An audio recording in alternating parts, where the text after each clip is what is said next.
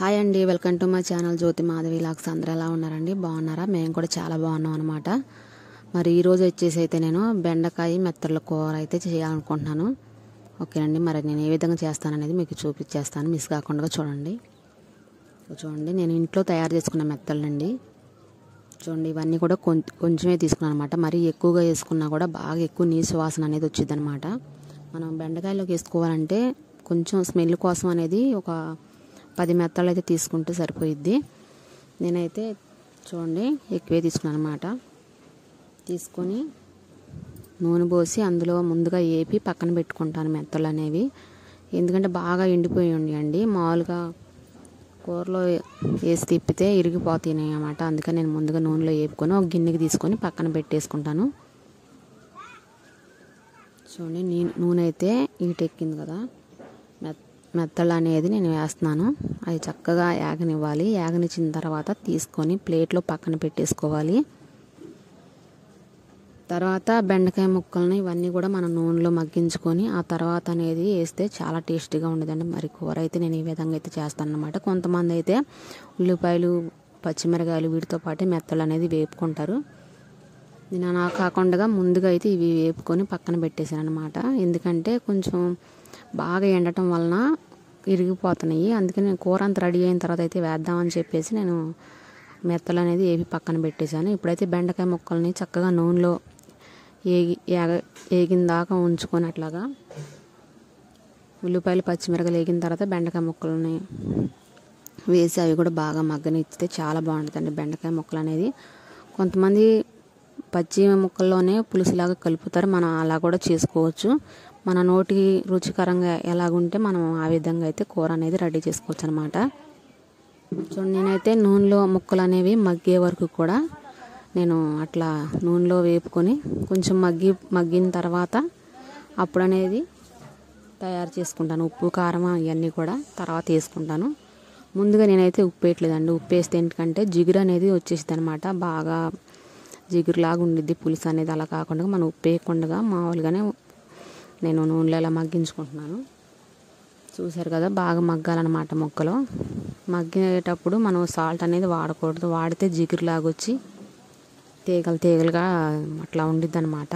కొంచెం అట్లా నచ్చిన వాళ్ళు ఆ విధంగా వండుకోవచ్చు. మరి నేనైతే నాకు ఇష్టం ఉండదని చెప్పేసి నేను ఈ రకంగా అయితే చేస్తున్నాను. మీకు నచ్చితే మాత్రం కంపల్సరీగా లైక్ చేయండి.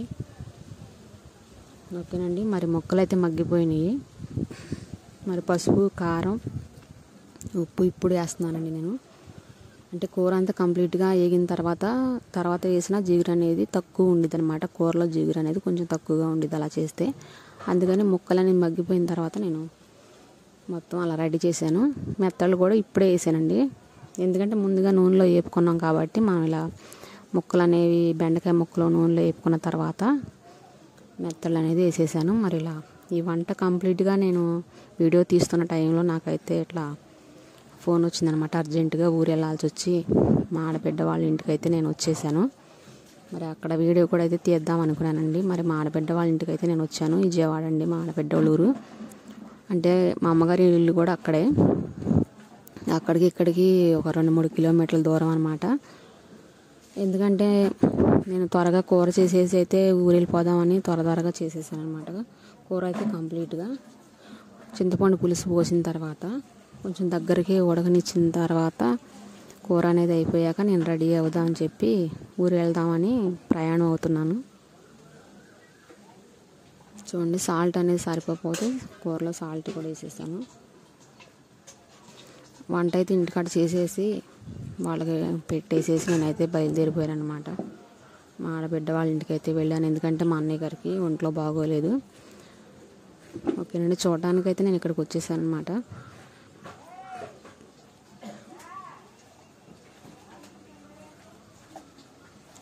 చూడండి, పులుసు పోస్తున్నాను కూరలో.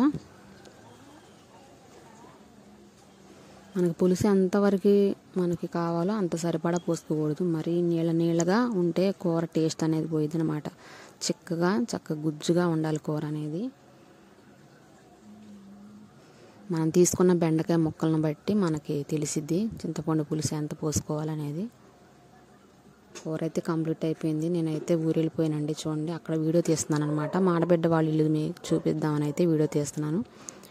ఏదో ఒక వీడియో రోజు కంపల్సరీగా పెట్టాలండి యూట్యూబ్ ఛానల్ ఓపెన్ చేసిన వాళ్ళు.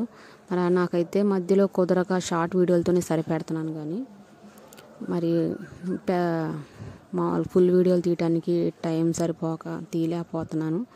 కానీ తీయాలి, ఎట్టి పరిస్థితిలో ఎలాగున్నా సరే వీడియో అనేది కంపల్సరీ తీయాలి కాబట్టి దాని గురించి మొత్తం నాకు తెలుసు కాబట్టి తీస్తున్నాను. కొంతమంది తెలియక వెళ్ళిన చోటలా వీడియోలు తీస్తుంది అని అనుకుంటున్నారు. వాళ్ళకి తెలియదు కండి, తెలిసిన యూట్యూబ్ ఛానల్ పెట్టిన వాళ్ళకి తెలిసిద్ది. ఇక ఆ మాటలన్నీ నేను పట్టించుకోదలుచుకోలేదు అనమాట. నేను ఎక్కడికైతే వెళ్ళానో, నేను ఎలాంటి పరిస్థితిలో ఉన్నాను అనేది చెప్పి మరీ వీడియో తీస్తున్నాను. ఓకే చూడండి, ఇదైతే మా ఆడబిడ్డ వాళ్ళ ఇల్లు. చూడండి, ఇంట్లోంచి కాలు పెడితే సిమెంట్ రోడ్డేనండి. ఎంత పెద్ద కాలనీ అనమాట. కాలనీలో చిన్న ఫంక్షన్ అయితే జరుగుతుంది. వీడియో తీసుకుందామని రోడ్డుకు వద్దామంటే వాళ్ళందరూ అలాగే చూస్తున్నారని చెప్పేసి నేను సైలెంట్గా ఇట్లా ఊరి చివరన పక్కకి వెళ్ళాను అనమాట. అట్లా వెళ్ళినప్పుడు పక్కనే పొలాలండి, చాలా బాగుంటుంది, చల్లటి గాలి వస్తుంది. సాయంత్రం పూట అయితే అసలు రోడ్డు మీద అలా మంచం వేసుకొని కూర్చుంటారండి, కుర్చీలు మంచాలు వేసుకొని కూర్చుంటారు ఈ రోడ్ల మీద.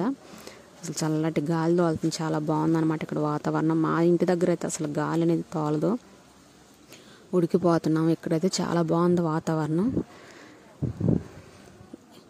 ఎంత బాగున్నా మనం పరాయి వాళ్ళ ఇంటికి వచ్చినప్పుడు 2 రోజులు 3 రోజుల కంటే ఎక్కువ రోజులు ఉన్నాం కదా, మళ్ళీ మన ప్రదేశానికి మనం వెళ్ళిపోవాల్సిందే. నాకు ఇక్కడైతే చాలా బాగా నచ్చిందనమాట. చూడండి, ఇదంతా ఖాళీ ప్లేస్ కాబట్టి ఇటు నుంచి వచ్చే చల్లటి గాలి అనేది చక్కగా వీళ్ళకి నైట్ పూట చక్కగా చల్లటి గాలి తోలిద్ది. సాయంత్రం పూట పనులు అయిపోయిన కాడ నుంచి కూడా చక్కగా రోడ్ల మీద కూర్చుంటారండి వీళ్ళందరూ కూడా. చూడండి, పొలాలకు ఆన్ చేసుకొని ఇళ్ళు ఉండే అనమాట, గవర్నమెంట్ వాళ్ళు కట్టించిన ఇల్లు. చూసారు కదా, ఇప్పుడైతే నేను మా ఆడబిడ్డ వాళ్ళ ఇంటి లోపలికి అయితే వెళ్తున్నాను. ఇదేనండి మా ఆడబిడ్డ వాళ్ళ ఇల్లు. చక్కగా ఉన్నంతలో నీట్గా సర్దుకొని చక్కగా పెట్టుకుంటుంది సామానం అయితే. చూడండి ఎంత నీట్గా ఉన్నాయో. నేనైతే ఇంట్లో పని అయితే కంప్లీట్ చేసేసాను.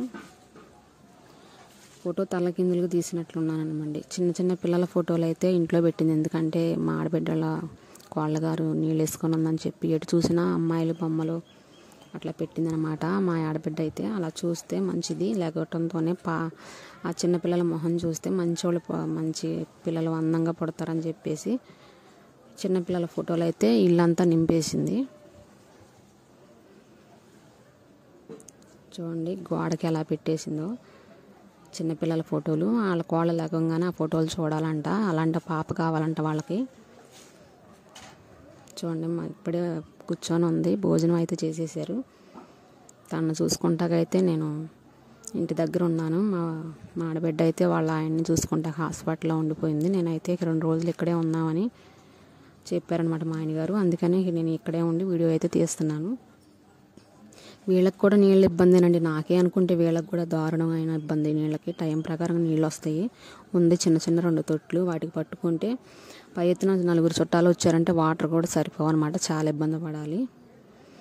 ఎక్కడో ఉంది పంపు, ఈశాన్య మూలన ఉంది పంపు, అక్కడ నుంచి ట్యూబ్ పెట్టి ఆ 2 తొట్లు పట్టుకుంటారు.